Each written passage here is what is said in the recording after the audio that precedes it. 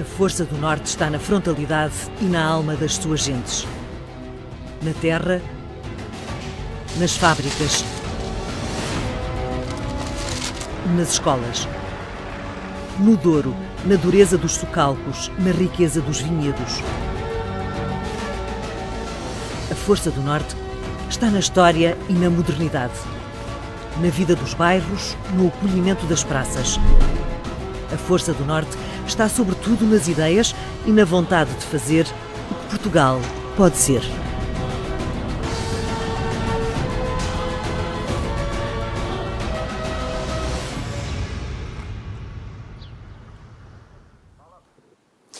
Boa noite. O Fórum Braga, onde nos encontramos, é um exemplo de que o país não está parado. É esse país que arrisca e inova, que vamos mostrar até ao final do ano numa série de programas, aqui na SIC Notícias, numa parceria com o Novo Banco. Começamos pelo Norte. Connosco estão representantes de mais de 200 de empresas, do Porto, Braga, Viana do Castelo, Bragança, Vila Real. Empresas e profissionais que apostam em projetos que marcam a diferença. Da agricultura ao comércio, aos serviços, são exemplos de uma verdadeira seleção de campeões. Nesta hora, nesta edição, vamos revelar alguns desses exemplos de sucesso e tentar perceber como é que as empresas conseguem ótimos resultados. Os dois primeiros convidados representam duas gerações de empresários. Fortunato Oliveira Frederico, 74 anos, lidera o grupo Quiaia, um dos principais do setor do calçado. Artur Santos, mais jovem, 31 anos, criou a Art Sartorial, uma marca de roupa clássica masculina por medida. Dois empresários, duas gerações, exemplos de sucesso nas duas principais áreas, ou em duas das principais áreas da indústria nacional, o calçado e o têxtil. Meus senhores, obrigado por terem vindo. Começo por si, Fortunato Frederico. Diga-me uma coisa, o senhor já tem muitos anos de experiência, já geriu e gera muita gente, retira daí certamente lições para o país e eu, ligando esta conversa à atualidade, sexta-feira é o debate da nação, a partir da sua empresa ou das suas empresas, que lições é que tem que dar aos políticos? Faça favor, o palco é seu. Eu não tenho lições a dar. Tenho certeza. Tenho a minha vida para contar, se ela é uma lição, acho que sim. Ora bem. Eu diria que um dos principais problemas da nossa sociedade é que temos o saudosismo e estamos todos à espera que venha o Dom Sebastião para nos resolver os problemas. Ora, a história já nos ensina que o Dom Sebastião não regressa, não vem, e nós é que temos que resolver os problemas. Todos aqueles que nos enfrentam, como seja a burocracia, a falta de mão de obra, ou o excesso de mão de obra, falta de dinheiro, ou excesso de dinheiro. Portanto, nós temos que, de uma vez por todas, esquecer que o Dom Sebastião não volta. E, portanto, temos que ter força e energia para resolvermos os problemas na aventura que nos metemos, que é ser industrial. Nós é que temos que construir esse futuro. E no estado atual da nação, o Governo está a fazer o suficiente para isso? A ajudar o suficiente? Eu não tenho tempo para pensar se o Governo está a fazer. Eu tenho tempo para pensar se estou a fazer bem ou estou a fazer mal. Ora bem. E, portanto, é isso que eu tenho que fazer. Não posso estar... Senão estou a pensar que o Dom Sebastião vem a ir na forma do Governo. Se não se esforçar, o resultado não aparece.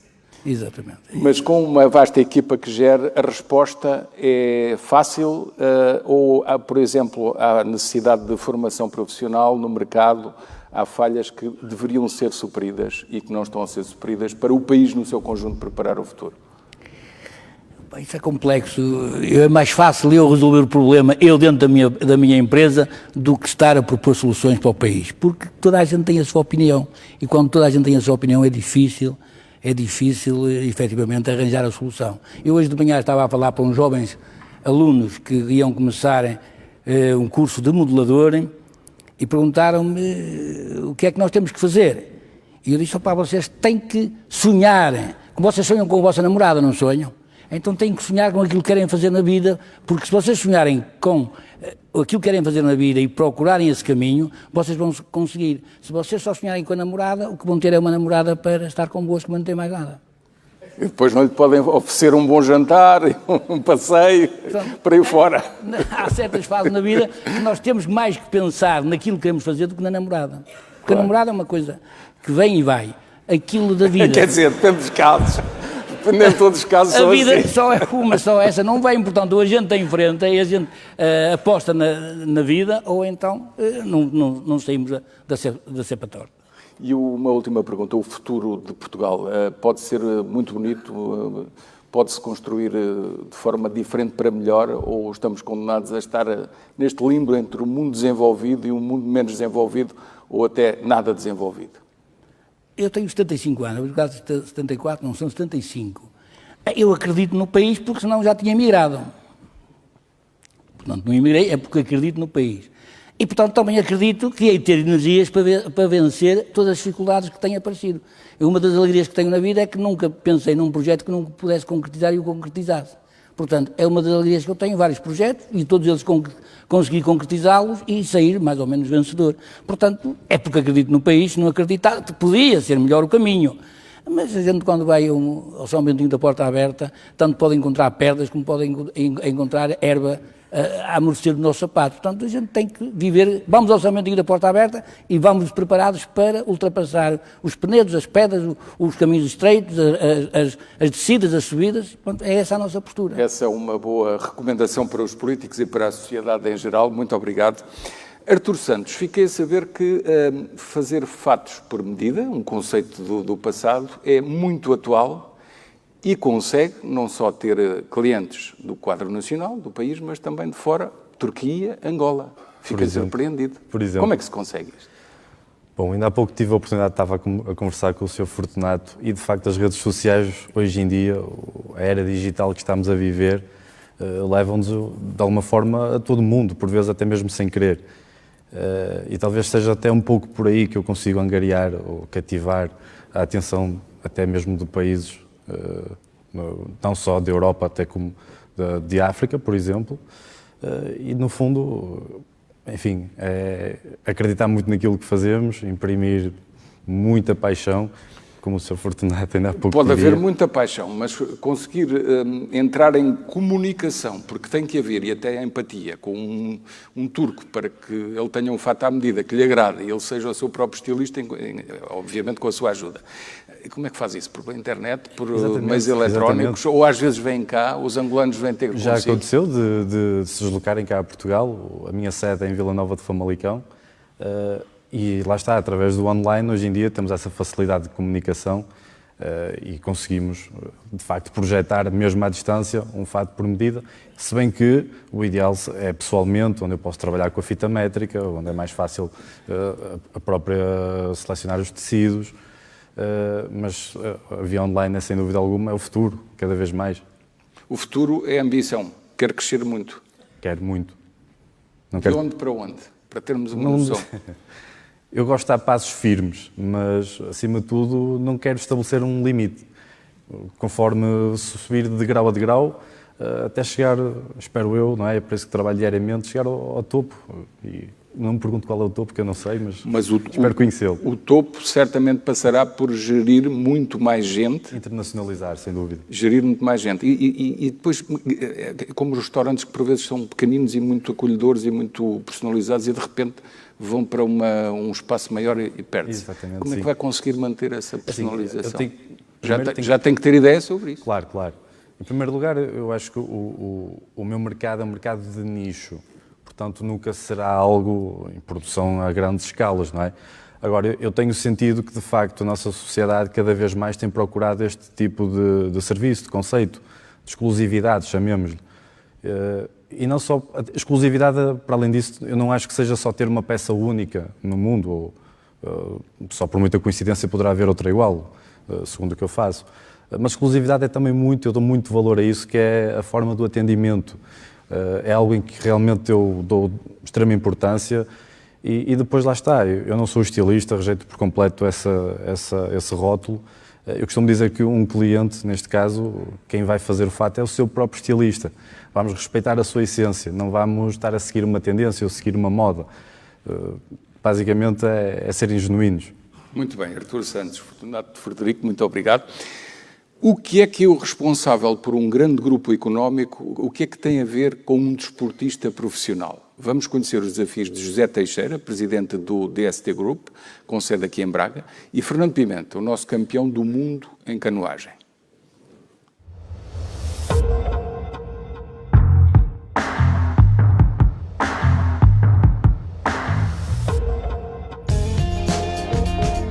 Nós queremos ficar tão cansados como os nossos concorrentes depois de trabalhar o dobro. Consegue-se pensando no nosso corpo e na nossa mente ao mesmo tempo. E há aqui questões básicas, uma boa alimentação. E nós temos nutricionistas a apoiar-nos, temos exercício físico de uma forma generalizada, temos um campus desportivo e depois a mente, o espírito, tem de ser as literacias da beleza, as artes, a leitura, o teatro, a música, a dança. Um dos grandes benefícios que a DST dá a todos os seus trabalhadores tem a ver aqui com o nosso centro de saúde. Uma das outras coisas que eu acho que é extremamente interessante e que é diferenciadora é a possibilidade de conciliar a vida profissional com a vida familiar. Eu recorro muito aqui à manicure, ainda esta semana tive a oportunidade de usufruir dela. Também os bilhetes do Teatro Circo, os espetáculos, que combino com os colegas de trabalho e que vamos usufruir todos juntos. Também todos os anos o grupo oferece um livro aos seus trabalhadores. As pessoas ficam muito mais completas, ficam muito mais poderosas, ficam muito mais competitivas.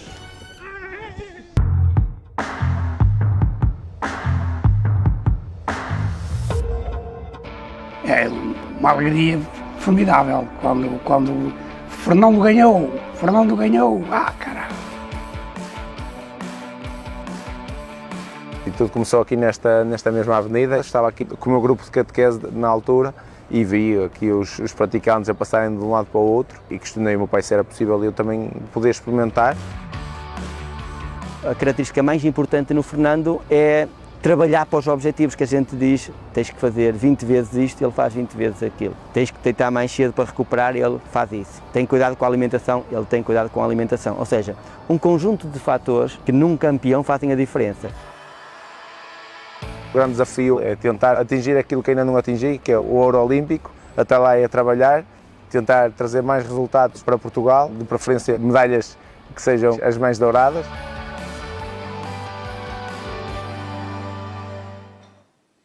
Fernando, José, obrigado por terem vindo. Começo por lhe perguntar, quando vai na frente e tem alguém ali logo a segui-lo em segundo lugar, quase a ultrapassá-lo, o que é que pensa? Que tenho saído dali vitorioso, tenho que ser o mais forte, tenho que me impor. Isso aconteceu-me este ano já quando consegui renovar o título de campeão da Europa pelo terceiro ano consecutivo na distância olímpica de K a 1000 metros. E sem dúvida, nos últimos 2 anos consegui ter uma margem de segurança para o segundo classificado e este ano o segundo classificado veio um pouco mais forte e acabámos muito próximos, vi que tinha ganho e sinceramente acho que ainda me soube melhor quando conseguimos assim um resultado, como nós costumamos dizer na gíria, sacado a ferros.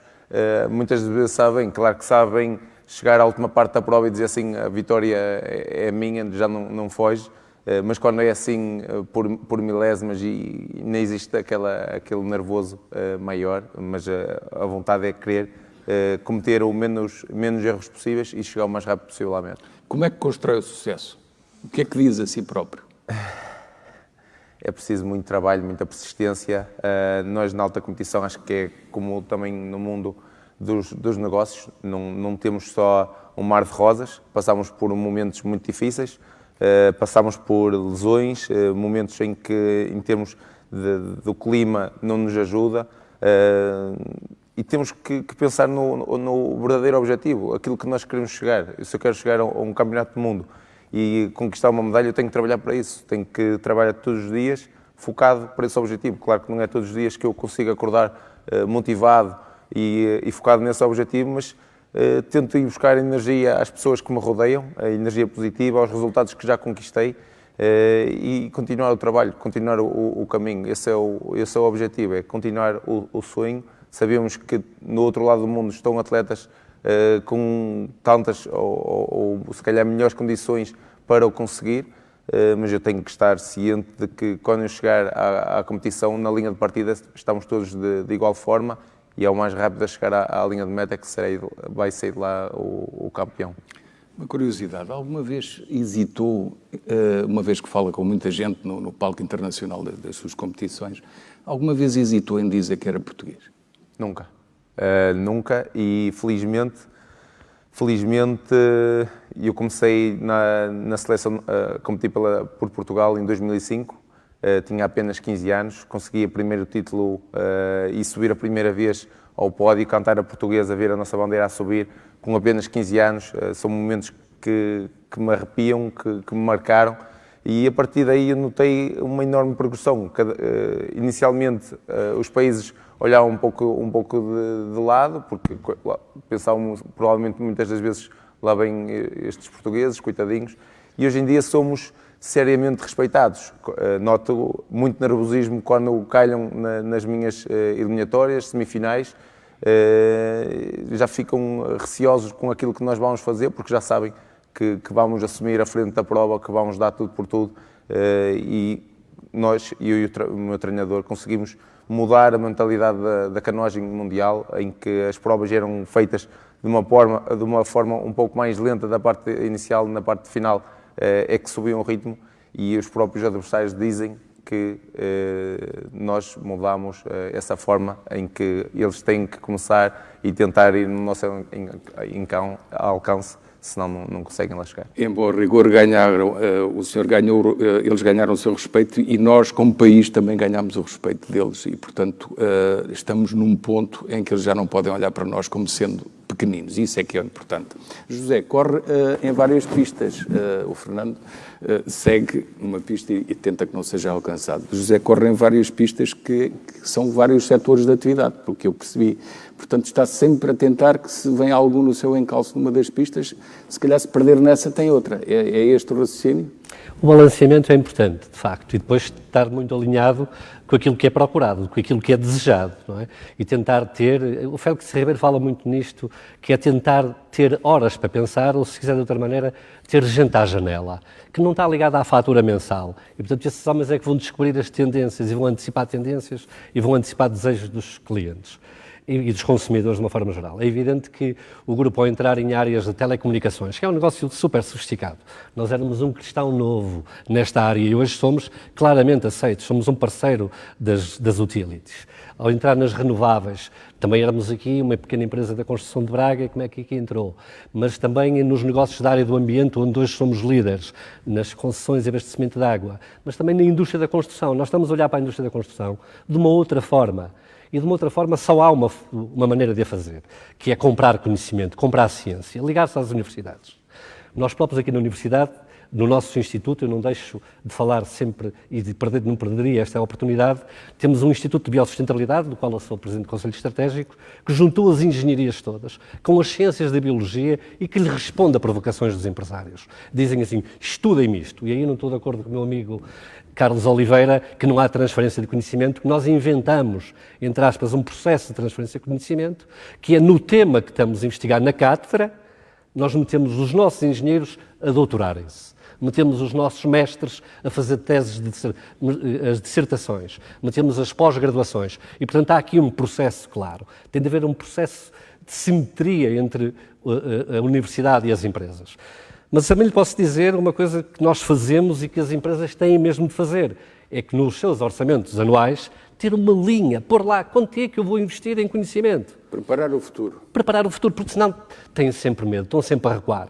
Dizem, o conhecimento é a variável que mais influencia a competitividade. A inovação é a variável que mais influencia a competitividade. O talento, então, é um fator X.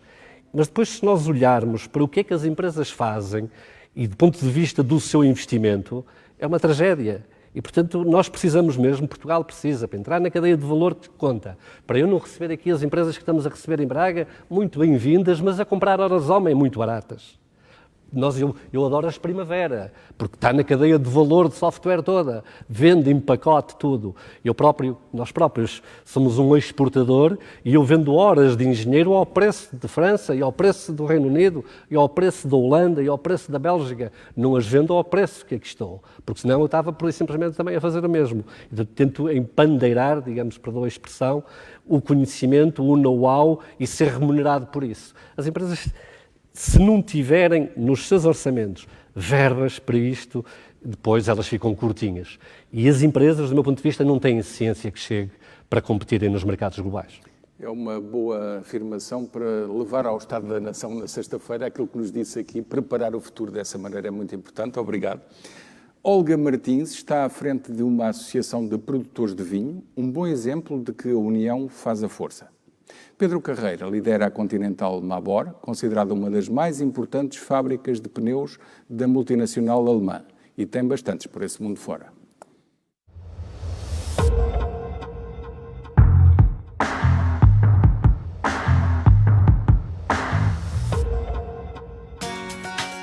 É uma mãe que brinca muito comigo, mas também que me ajuda na escola. Para mim é muito importante que a minha filha perceba que quando lutamos pelas coisas, quando somos sérios a lutar pelas coisas, que a recompensa aparece mais tarde. Eu conheço a Olga há 18 anos. Não é difícil gostar dela logo no início, porque ela tem um coração do tamanho do mundo.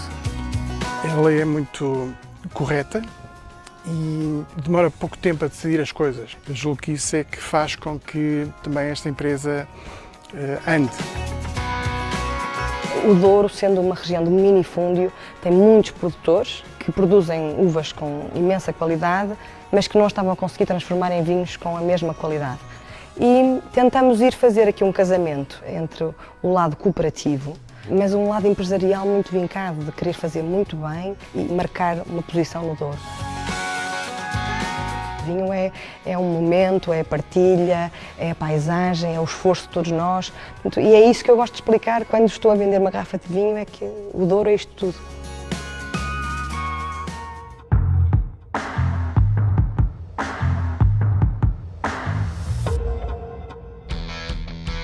Este é o meu armário de recordações, que é o Brasil, a primeira fábrica, e depois a Roménia. No Brasil, todos os dias a gente sabia como chegava, não sabia se saía vivo, ou chegávamos deprimidos e saíamos felizes e contentes. E o meu momento de espairecer era chegar lá acima aos 36 metros do telhado e olhar para a fábrica, que era uma espécie de um V, parecia que estava num petroleiro, em mar, calmo. Era o meu ponto de retiro espiritual. É uma pessoa com muita criatividade, é um apaixonado por ficção científica. Então, eu acho que ele consegue transpor para a indústria, para a sua vida, esse interesse pela ficção científica. As novas tecnologias, é uma constante.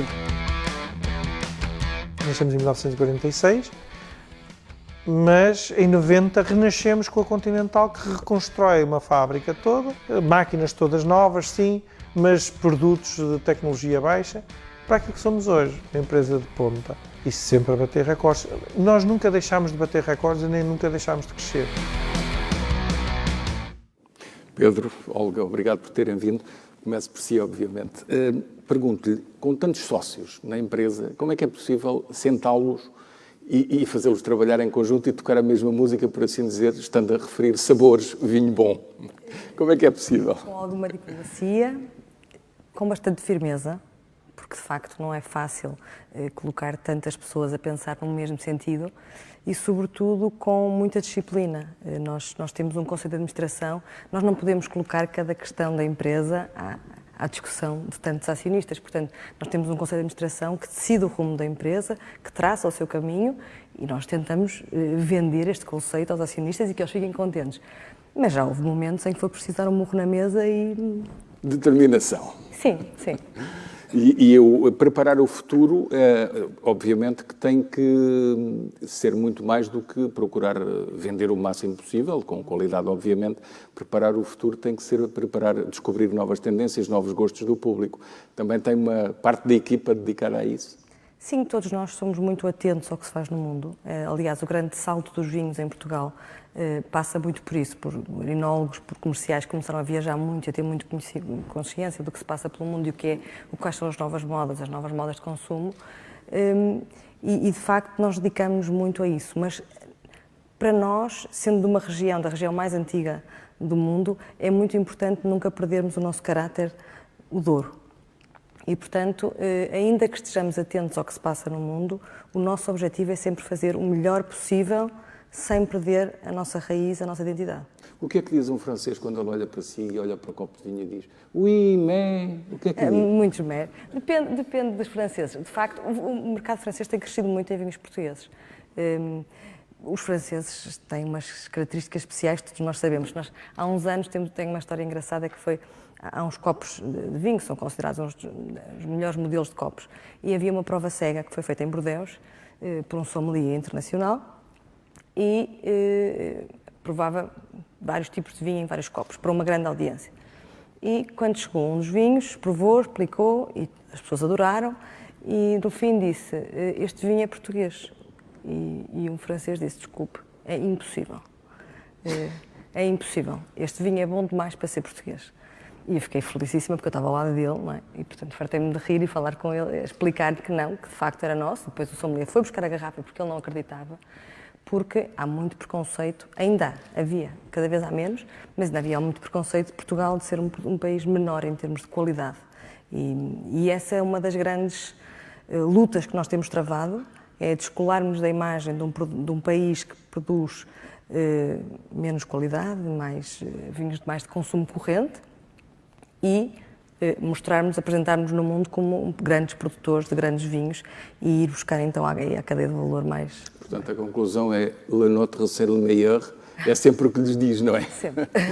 Obviamente com todo respeito. Mas com toda a propriedade, porque os vinhos portugueses são seguramente dos melhores do mundo. No palco internacional, a luta é difícil ou conquistar mercado já é relativamente mais fácil?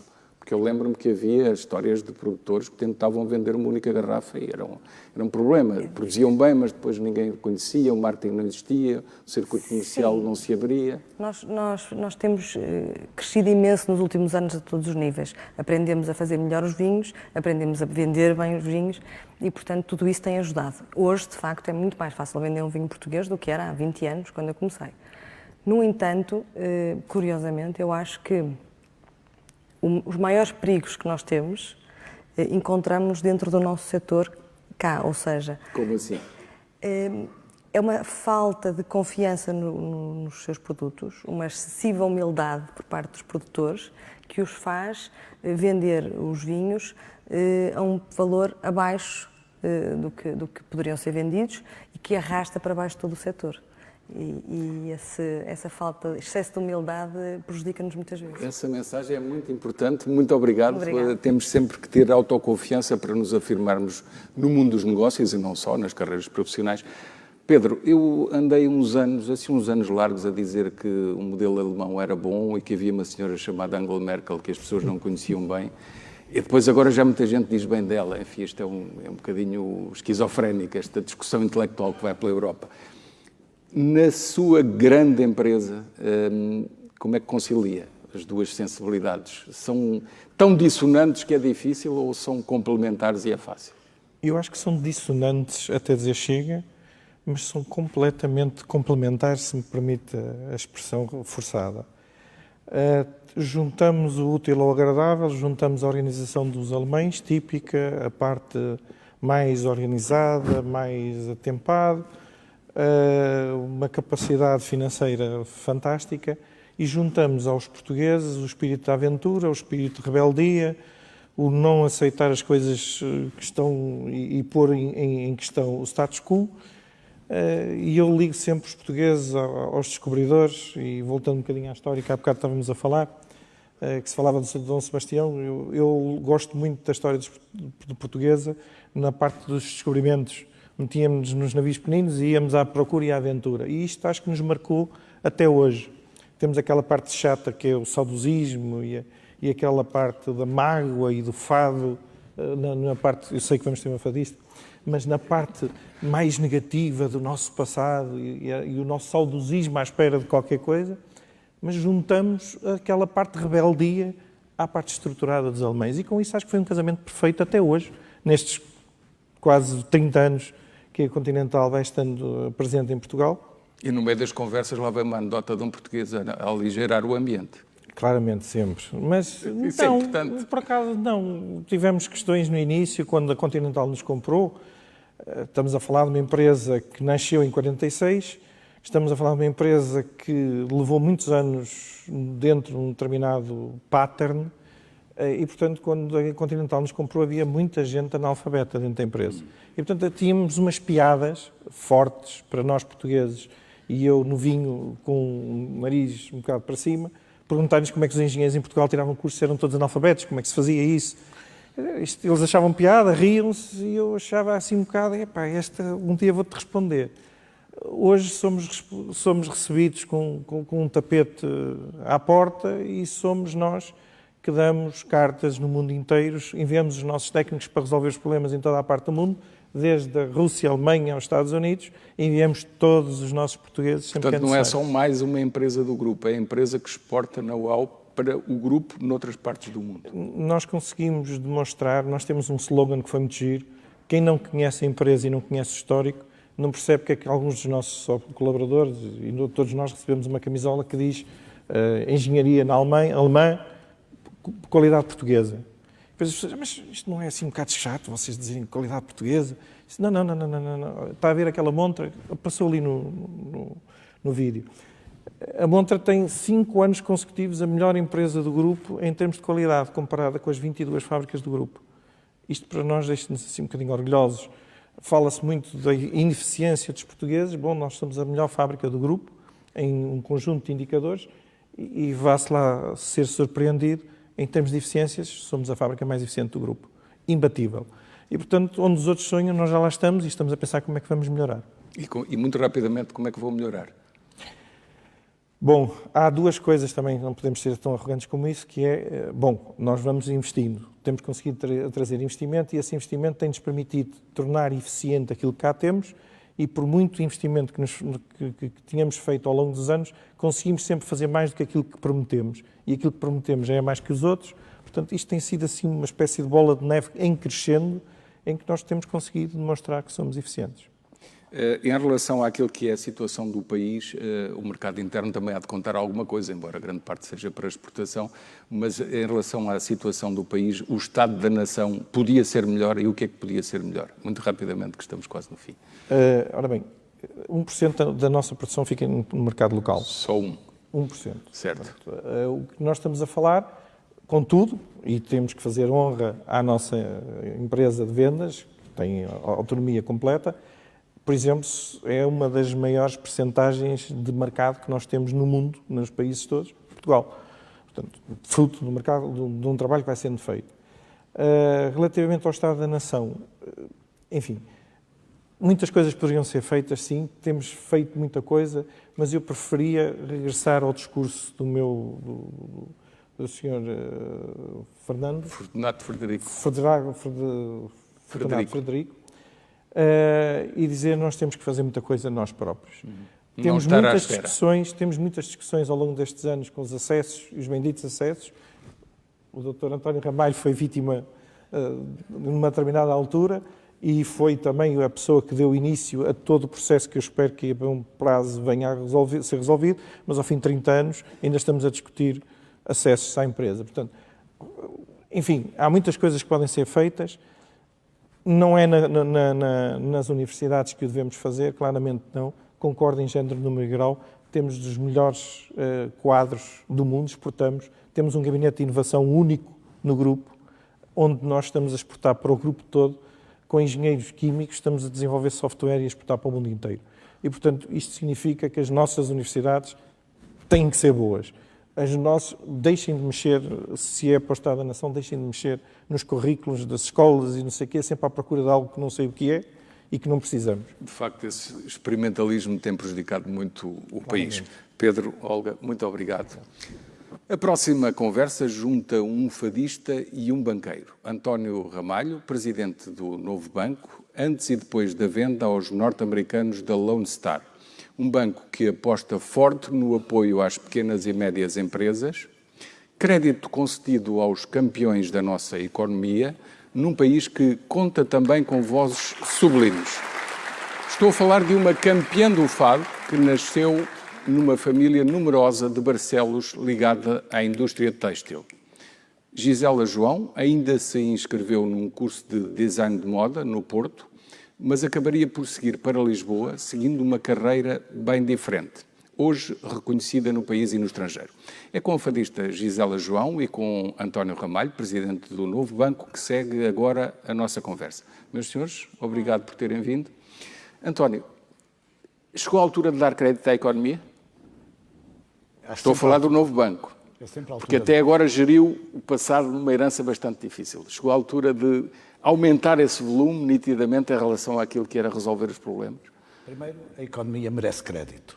E os bancos estão aqui para exatamente assumir esse risco da concessão de crédito. Ponderado, cautelosamente, mas ajudando sobretudo na partilha com os empresários, e é isso que caracteriza o banco, de verificar onde é que estão as condições e onde é que estão as necessidades. E é esse ajustamento contínuo. Crédito a mais, os empresários não querem e os bancos não o devem dar. Crédito a menos, naturalmente prejudica o crescimento, a ambição e aquilo que todos nós queremos. Alguns ainda se queixam e dizem que é difícil, depois aparecem lá assim umas taxas um bocadinho mais elevadas. A relação entre um banco com uma infraestrutura e os seus empresários enquanto parceiros tem melhores e piores momentos, mas seguramente que nunca ficou por questões de preço de encontrar a melhor solução, até porque a competitividade em Portugal do sistema financeiro é relevante. E em relação, nos últimos tempos, em relação à possibilidade de conceder crédito, têm aparecido muito mais projetos que lhe parecem absolutamente merecedores ou tem sido um crescimento constante? Houve um salto ou mantivemos-nos numa toada certa, digamos? Não, o alargamento e a expectativa e, sobretudo, a variação do mercado muito doméstico que existia em Portugal para empresas cada vez mais abertas ao mundo, não é só a sociedade que está aberta, também os empresários o estão. O que acontece é que torna uma amplitude de ideias, de projetos, de metodologias que são cada vez mais diferenciadas. E os bancos têm que se adaptar a essa realidade. Hoje, ser banco não é a mesma coisa que ser banco há 10 anos atrás. Não só dos métodos, mas também das necessidades, nas partilhas e nas responsabilidades conjuntas. O Estado da Nação agrada-lhe ou é preciso mudar muita coisa rapidamente? O nosso grau de insatisfação deve ser sempre um grau de insatisfação permanente. E deve ser, sobretudo, connosco próprio. E tivemos aqui uma lição de todos os empresários, e por isso nós gostamos tanto de os vir ouvir, de todos aqueles que na canoagem, no fado, nas suas iniciativas, na gestão, têm eles próprios a noção que não são os outros que resolvem os nossos problemas, somos nós que os temos que resolver. Portanto, temos nós que preparar o futuro. O setor da banca é um setor, e vou fazer-lhe a provocação com consciência de que a resposta não será fácil, é um setor ameaçado. Imagino que os reguladores, ou o Banco de Portugal, ou o Banco Central Europeu, diz às fintech que vocês agora podem captar depósitos. Como é que vocês vão fazer, vocês banqueiros? Vamos, como sempre fizemos, gerir aquilo que é a nossa experiência na relação com as pessoas. Nós estamos no mercado da confiança. E o mercado de confiança é aquilo que nos obriga a devolver todos os dias, não só aquilo que as pessoas precisam, que é a confiança no sistema, mas também trazer-lhes a inovação dos novos projetos. As startups serão sempre os nossos maiores aliados, porque trazem a inovação que nós às vezes não conseguimos criar, porque trazem as ideias novas que nós às vezes não conseguimos progredi-las, mas são elas que serão as principais defensoras do sistema financeiro, ao contrário das startups, daquilo ou das fintech, que serão as big tech, que essas sim poderão pretender um dia entrar nos mercados financeiros que mal conhecem e assumir riscos que ainda nunca experimentaram. O que é que os seus acionistas americanos lhe dizem do futuro de Portugal? Mostram muita preocupação ou confiança ou as duas coisas ao mesmo tempo? Os meus acionistas americanos não quiseram saber mais, fizeram melhor, investiram 1.000 milhões num projeto. É a resposta. Investiram 1.000 milhões e seguem em frente. Não lembro de ninguém que tenha investido 1.000 milhões se não acreditasse profundamente naquilo que investia. Só uma última pergunta em relação aos tempos que se avizinham, período eleitoral, indefinição na conjugação, na geometria do que pode ser a solução política, preocupa-o isso? Não, eu julgo que nós temos um sistema político que tem mostrado uma estabilidade notável em todas as soluções e, nesse sentido, desde há não sei quantos anos, com um sistema com as nossas características, temos tido governos que governam e que encontrou as soluções naquele preciso momento. Mas a preocupação é atual, com o Presidente da República, ele próprio a dizer que temos de ter um orçamento aprovado.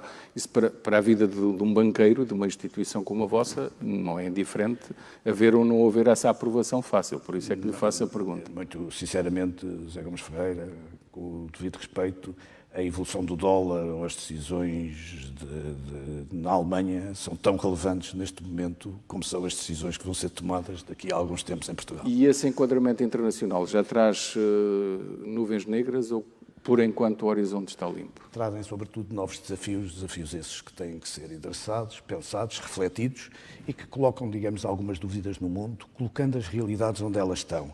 É que a economia é uma estrutura de serviço à sociedade e a sociedade, neste momento, vive alguns momentos disruptivos que é preciso endereçar, verificar e compreender. A economia não é senão o resultado disso mesmo. Palavra que é disruptivos, que é uma palavra forte, aplicada também ao tecido empresarial, é o que lhes acontece todos os dias. No horizonte antecipável, encontra alguns riscos de perda da nossa parte desta embalagem que levávamos, ou acha que vamos conseguir acompanhar? Temos aqui campeões, esta sala está cheia de campeões, mas há outros que não conseguem acompanhar o ritmo. Tem esperança de que consigamos acompanhar coletivamente? Eu acho que nós temos provado no passado recente, no passado próximo, no passado longínquo, que encontramos sempre a solução, por estranha que pareça, para resolver os problemas mais graves que nos surgem. Eu diria que esse é o nosso fado. Essa é uma boa passagem. Até ajuda ao pivô. Sim, senhor. Gisela, olá. É um prazer tê-la connosco. Obrigada, José. Uma pergunta que é a mais simples do mundo. O que é o sucesso? O que é o sucesso? Eu acho que o sucesso é sonhar e trabalharmos e sentirmos compensados por isso. Então não é ter lá chegado, é o caminho para lá chegar. Eu acho que é mais o caminho para lá chegar. Acho que para mim, na minha experiência, é o caminho. Porque quando eu chego lá, sinceramente, eu estou a pensar já no próximo passo, porque a expectativa fica criada e estou sempre a pensar no próximo, no que é que vem a seguir. E esse caminho, ao construir-se, também dá muito prazer profissional? Dá muito prazer, mas é muito, muito trabalhoso, porque não há crédito para a cultura. Eu, quanto mais viajo para fora, e os países onde eu trabalho mais são os países do norte da Europa, e há uma coisa que diferencia bastante em relação ao nosso país, porque são países que têm por hábito cultural consumir cultura, e há investimento na cultura. E em Portugal isso não existe, não existe mesmo. As salas de espetáculo, o que acontece hoje em dia é que se um artista quer ir lá fazer um espetáculo, é tudo a seu cargo, é sempre um risco. E eu sou uma pessoa que acredita que a cultura existe para fazer com que as pessoas sonhem e vão mais felizes para os seus trabalhos. Eu tenho uma amiga que é da minha cidade, Barcelos, e ela segue com a fábrica dos pais. E aqui há uns tempos falávamos ao telefone e ela dizia-me que estava um sábado muito bonito, mas que não conseguia pôr um pé na rua porque estava toda a gente e as funcionárias dela estavam loucas porque havia um daqueles programas que se filma pelas cidades fora e estava a cidade toda em peso na rua. E eu estava-lhe a dizer, olha, mas eu entendo perfeitamente porque essas pessoas não têm acesso, não têm peças de teatro, não têm concertos, têm 2 ou 3 por ano.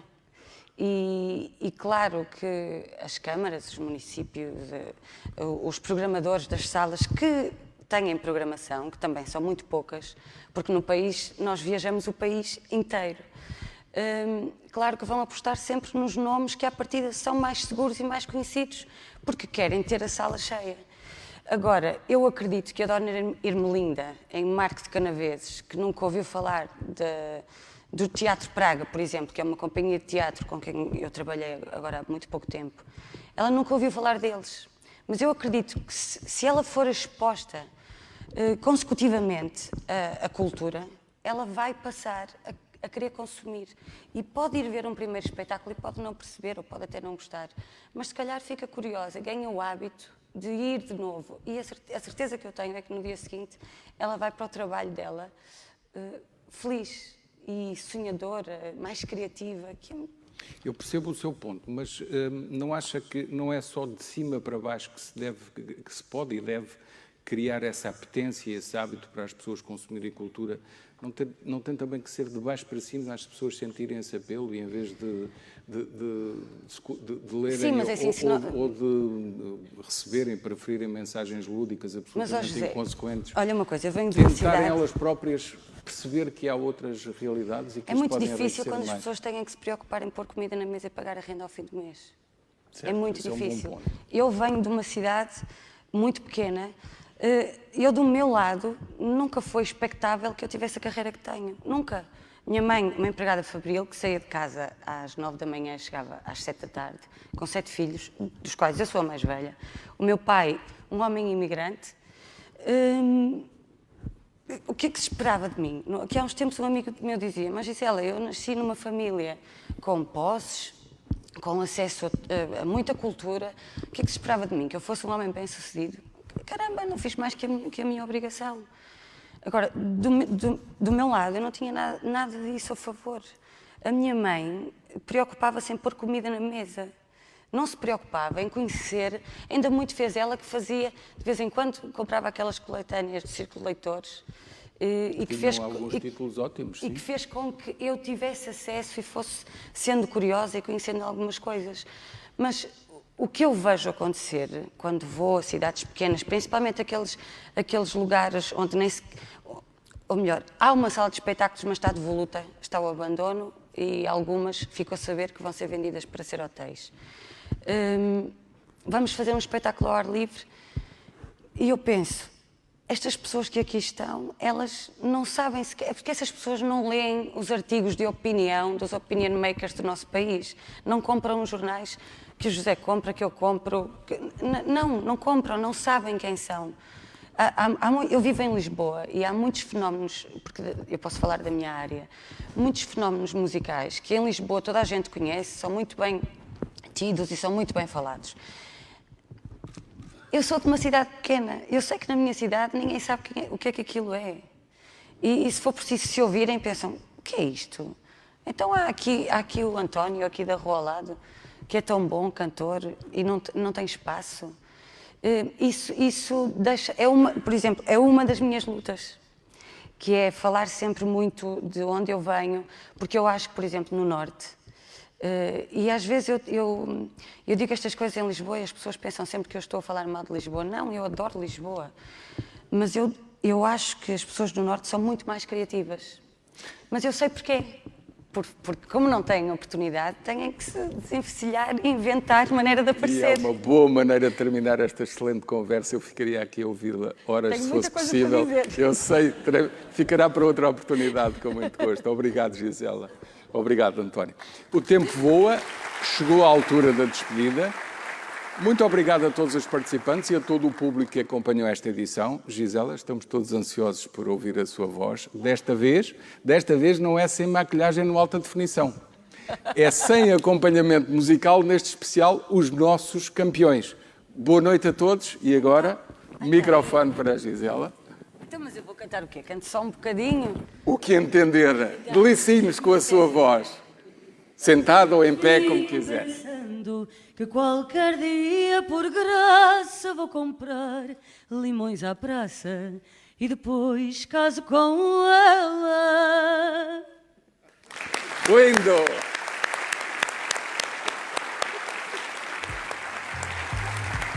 Lindo!